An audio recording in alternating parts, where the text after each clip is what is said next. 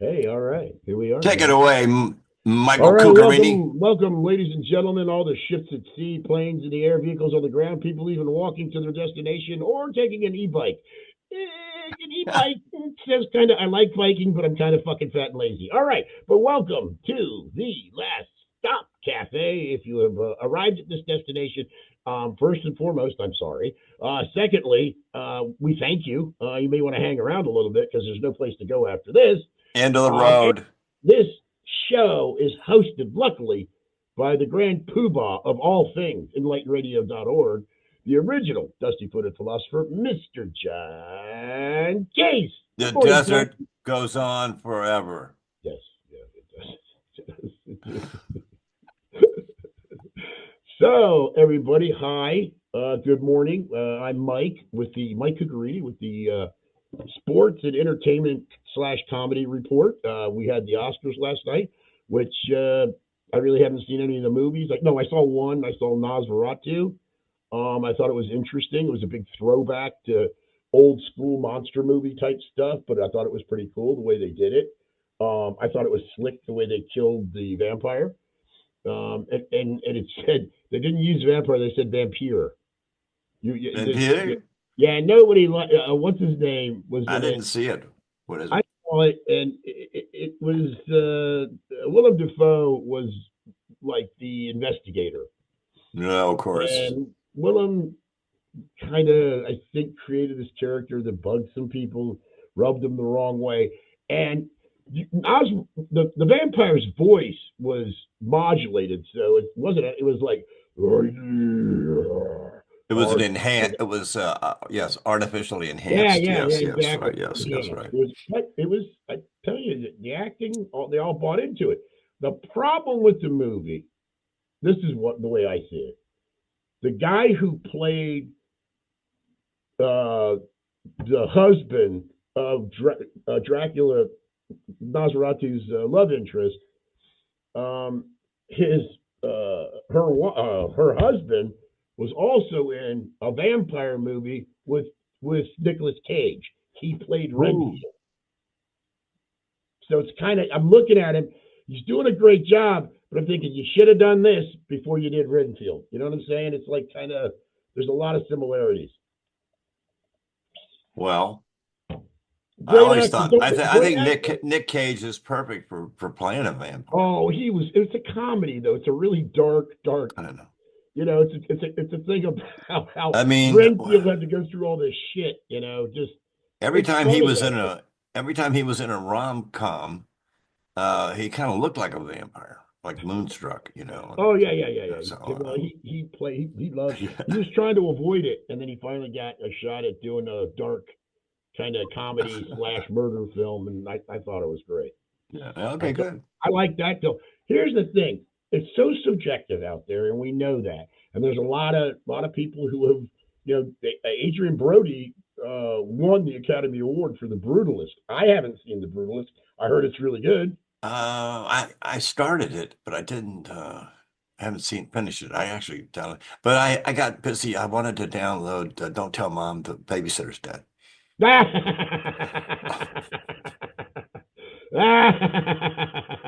What?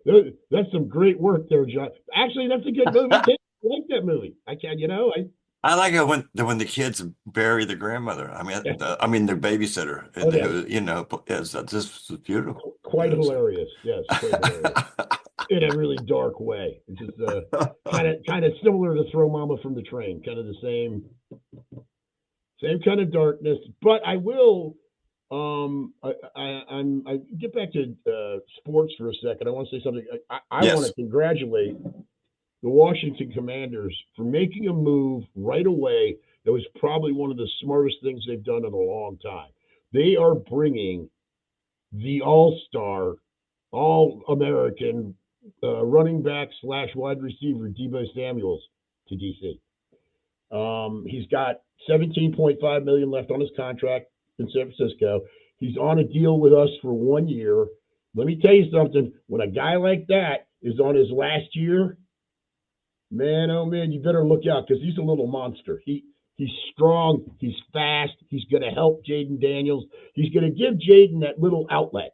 Like you have all these guys running and trying to do their patterns and trying to fake out the defense. Well, this little guy has a tendency to just find seams. He finds that's what they called him. Is like Travis Kelsey take the Super Bowl away because they got their ass kicked. But all other games, if you look at the way he plays, he always finds a little opening. He always is in simpatico with Mahomes. Mahomes knows where he's going to be. It's kind of the same thing with Hurts too, the guy for Philly. He knows where some of those guys are going to be all the time if the play breaks down. There's always somebody that has a responsibility, and Deebo Samuel's man is really, really good at that. Really good at that. Interesting. I was really now. What I'm concerned still. I mean, I know we had a lot of injuries that we didn't talk about on the offensive line. In fact, there was guys playing that were injured. So I want to see how we look on the offensive line in minicamp. I want to see some of the guys they draft. I don't know who they're going to bring in. I know they're going to bring in some free agents. They're not fucking around. Let me tell you something. The guy that was the general manager in 2019 that drafted Deebo Samuels is our general manager now. Right. So he has an existing, Adam is the gentleman's name. He has an existing relationship with Deebo, and he knows what motivates Deebo Samuels. He understands the guy, So I'm sure they've already talked. Adam Peters, I think his name is. Yeah, I'm sure Adam talked to him already, and they've had several conversations. Hey, man, we're going to bring you in, and they only had to give up a 5th-round pick for next year. So. And Deebo wanted to go. He wanted out of the Niners. He didn't want to play for the Niners anymore. I don't think he got along with Brock Purdy, the quarterback. And you can't have that relationship, If you're going to have a relationship with a quarterback in the NFL, it better be a damn good one. You know what I mean? Because you're going to be attached to hip with each other for a period of time. And look at Lamar Jackson over in Baltimore. And one thing I did see, though, I wanted to tell you this. Lamar Jackson is much bigger now physically than he was when he was a rookie. He's already. How did that happen? I mean, I think it's growth. I think it's normal. I think it's natural to get bigger, thicker because you're lifting weights more, and you're training in terms of the kind of diet that you have is more, protein forward, obviously, but it's also you can absorb carbs. And in many of these guys' cases, they eat 6 meals a day just to stay at the weight they're at. You had Whitworth, who was broadcasting on Amazon. Andrew Whitworth used to play for the Cincinnati Bengals, and then he went. Oh, I love the pirate hat. And then he went to play for Los Angeles, and he played for almost 20 years. But even he said he couldn't keep his weight up the last year because he just couldn't eat that much anymore. He was making himself sick. So, and I know there's protein powder and protein shakes and all these other silly things. That's all fine and dandy. But the reality is if you can get it done on the field, they're going to invite you back. It's pretty simple.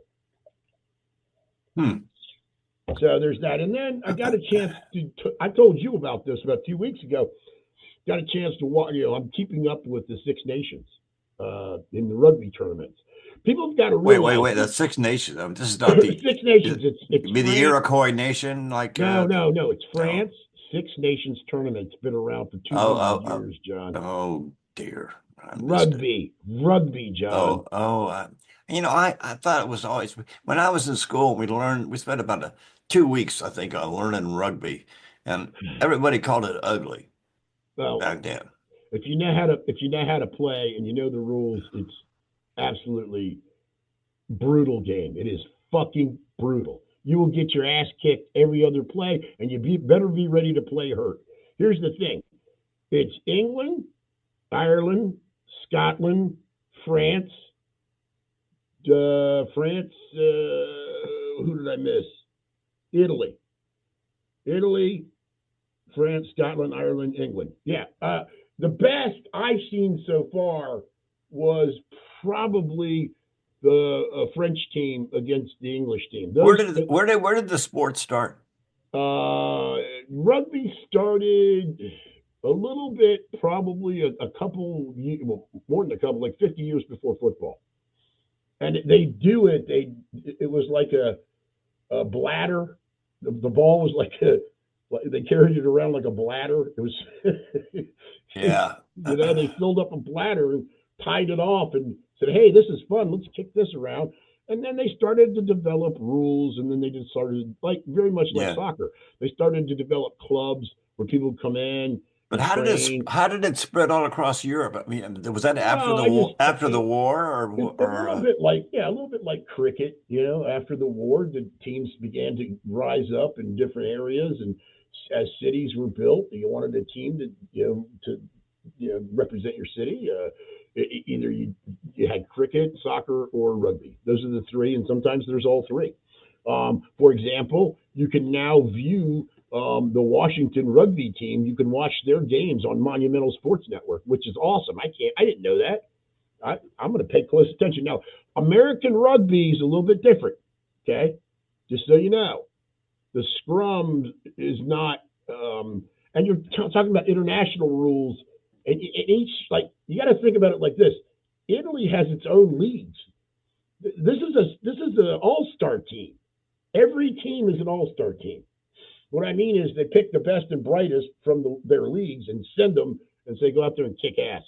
And they're pleased to play for their country. They want to do that. Oh, and by the way, congratulations, Canada, on the four team tournament, four nations tournament, and in the NHL, you beat the United States in the championship game. So congratulations. Yeah.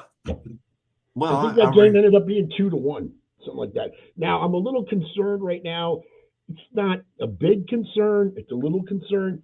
But what I saw the last three games with the Washington Capitals is tired legs. They're usually really fast. The puck is flying all over the place. They couldn't keep up with the teams. At least Ovechkin's only got like 11 goals to break the record. So, and that's good. I mean, it's good to have an NHL record here in DC and something to kind of put under.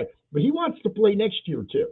Look, I love Alex Ovechkin as a hockey player, and I'll just leave it at that. Great hockey player. That's my only comment. That's all I got for now. So that was good. And of course, you have NCAA March Madness is coming up for the tournament. God knows who. Shit. Mason's really good this year, man. Both female and male basketball teams are really good. Right. So people better watch out. Don't show up and think this is the old George Mason, because it's not. These boys can play some ball. So get ready for that. And I like the female, the Lady Terps. They're doing really well, playing exceptionally well. They just won a really big game. I think they got up in the rankings to 11. I think they're 11th in the country. USC. There's a girl that plays for USC. My goodness gracious, she's phenomenal. Wow. I watched her for like 10 minutes this weekend, and I went, wow. And honestly, John, I'm not saying this as just kind of a generalized statement, but maybe I am. I don't know. But here's the thing. I think the NCAA in every sport is now a feeder league to the professional. I mean, you've got a professional lacrosse league. Lacrosse is very popular in college, a lot more so than people think. You have all these different. There's a talk now. The NHL's been talking about this for a long time, but it wouldn't surprise me to see and it's been done before, but they're going to do it right this time. They're going to make an NHL for females, a hockey league just exclusively for females. And there was one female. Congratulations to her, by the way. She was the only woman in the coaching ranks of the NHL, and she was just hired coming into this year to be the assistant head coach of the Seattle Kraken. I heard Biden made it so that you could go to school as a boy and come home as a girl. Why? Why do you say these things? We're trying to get a message of inspiration. I actually heard that. Inclusive. I actually heard that right outside the hotel down in Charleston. I heard the guy said you don't send your boy to school and come back a little girl. Well, yeah. Little girl, come back got the ponytails and whatnot. I don't want my professional football player's son to be turning into no female. What the well, hell bullshit is that? okay. Look, now look, you get a guy. Okay, he's been playing ball. He's buffed up. He's what he's he can bench 400 pounds. He's ready to go. Then he goes and gets the sex change, and then he wants to go play on the girls' soccer team. Yeah, Okay, yeah. I can see where someone might object to that, but my question that I think that's probably a story of complete fiction. I mean, mostly so. Why are we concerned with the Well, it's the last percentage stop of cafe. It's the last with, stop cafe. I mean, well, because, if you hang can't on. change, Hang what on. happens if you're imprisoned by your sex? My I don't point know. It's is, hard to get at. look at the percentage of trans people that are in the world. But yes, it's It's right. I know. minuscule. Anyway, speaking of the last Leave them stop, alone. I think by the time you've gotten that concerned about the trans question, you are at the last stop. Okay. Yeah, I know. I know. Now, other last stops, I think we got to say something that's not clear whether I guess the truth about whether all of Trump's talk about tariffs are going to really going to happen this week, at least with Canada and Mexico, Oh yeah, because he's got all and those. maybe others. And He's got those production commercials for that so shit. that's going to create a shock of some kind. We're Oh going to yeah. find out pretty quick there, okay, on the economy. So it could be the last stop for the economy.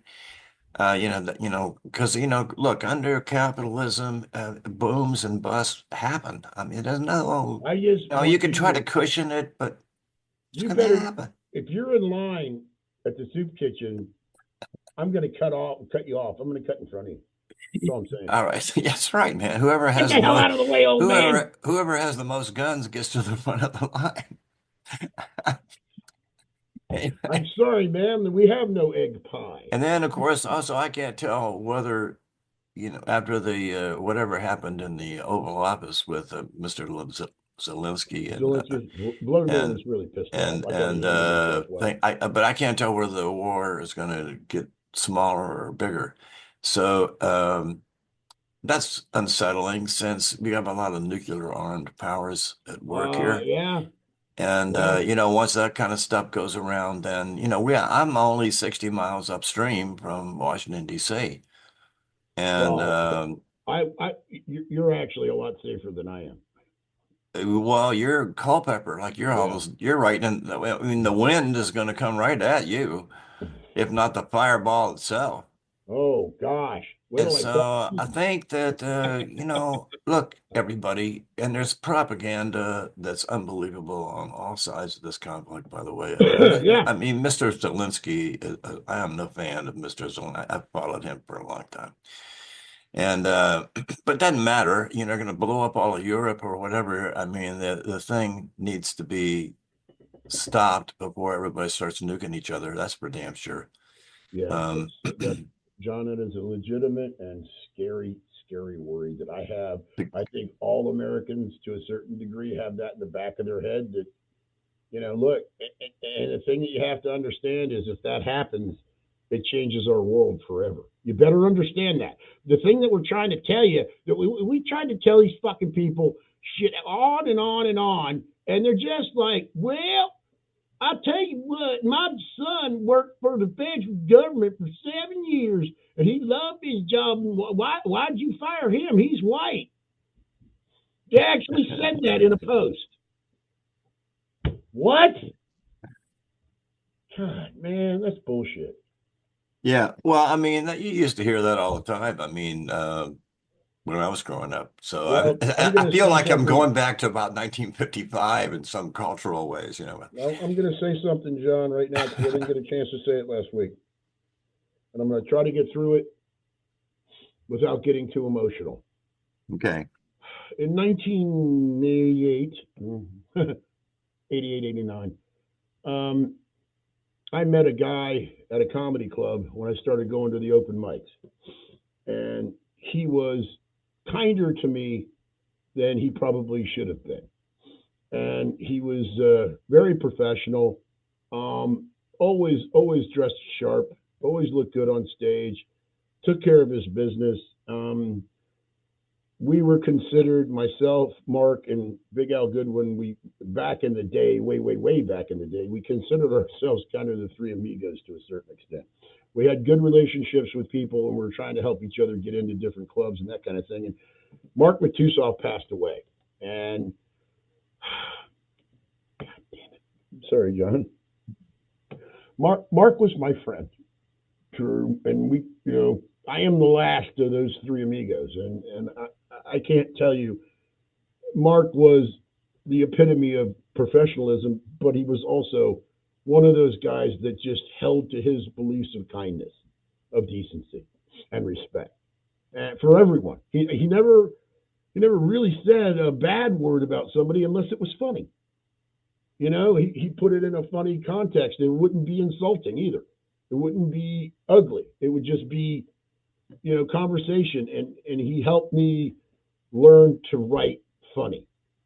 Learn to find the funny in the material and dig through it until you do, and make sure you make a list of those things. And he helped me so much. I miss him every single day because we still talk. I know Ron and Matusoff and his wife are horrified.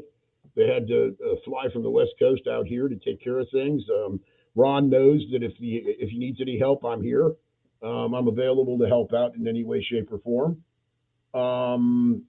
And that's bad news. That's really bad news.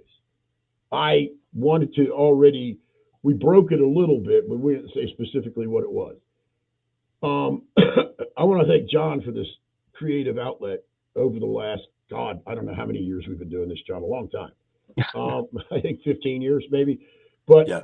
but I would say strange things happen in the entertainment business because 25 years ago, I got the opportunity to be in an actual movie.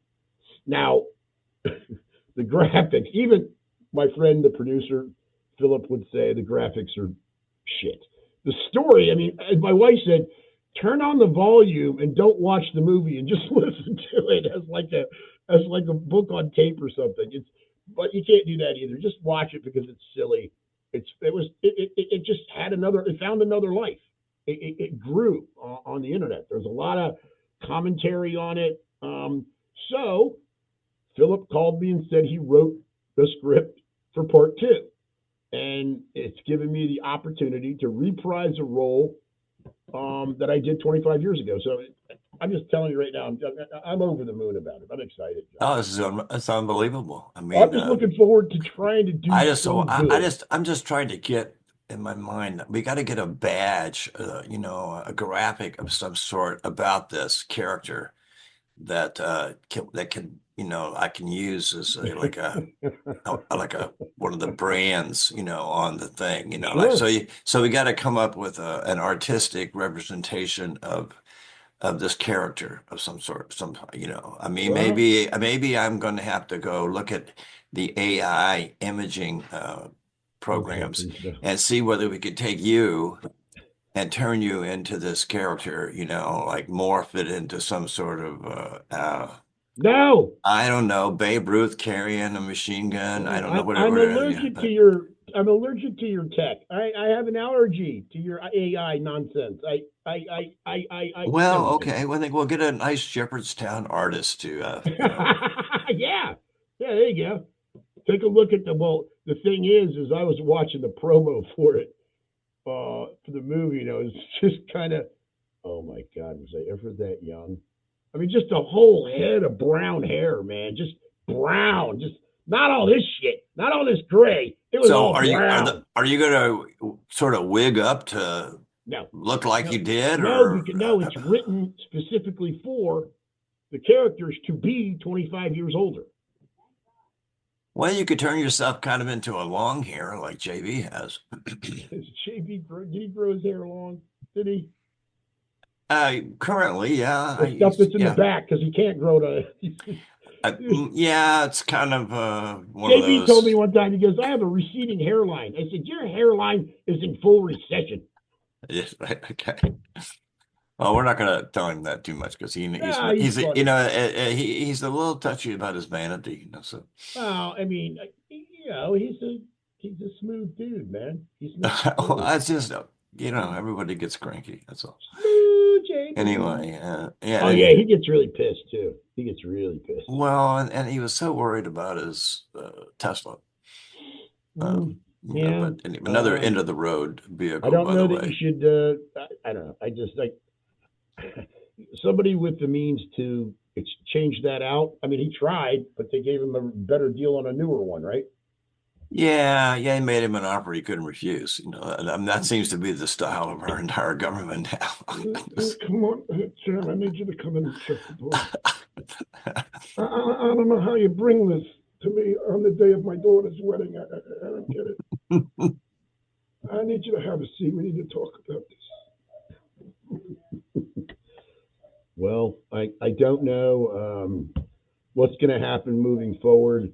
I hope our country doesn't fall apart. Um, I really, really hope people see things for what they really are.